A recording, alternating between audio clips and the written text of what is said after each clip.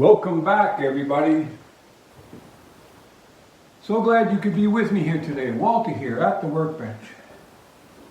So this is an addendum to my French polishing video. You can see the gloss that's on that finish.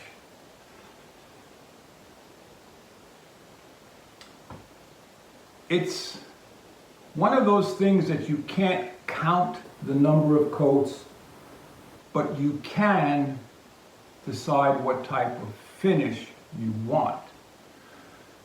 What do I mean by that? It's simple.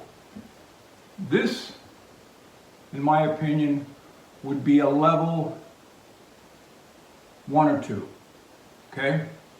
It's an acceptable finish that you would turn around and then use wax to polish this.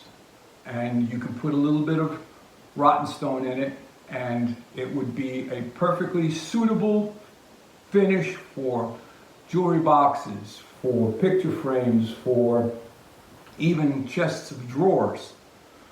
But you can take this finish and using a flat, hard block of wood, maybe cork lined,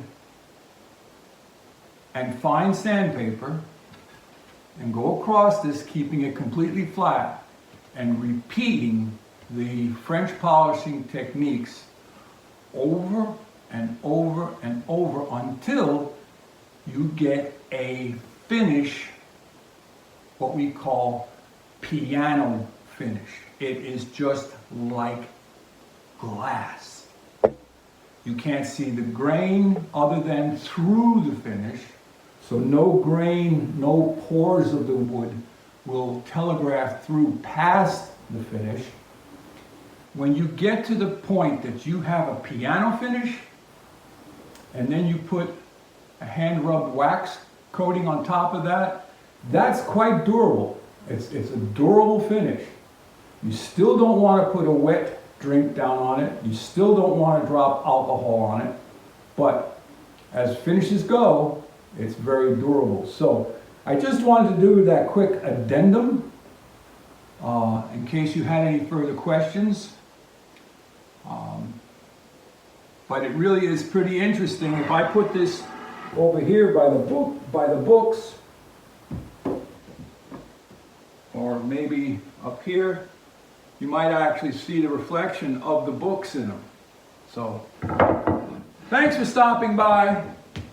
The next few days are going to be a little touch and go because of the holiday, and I've got an event to do. So I'm wishing you all a great day and a better tomorrow. That's almost like a slogan. Where did I ever hear that? I don't know. It's on a commercial somewhere. Things get stuck up here. Like, subscribe, and share. Walter out.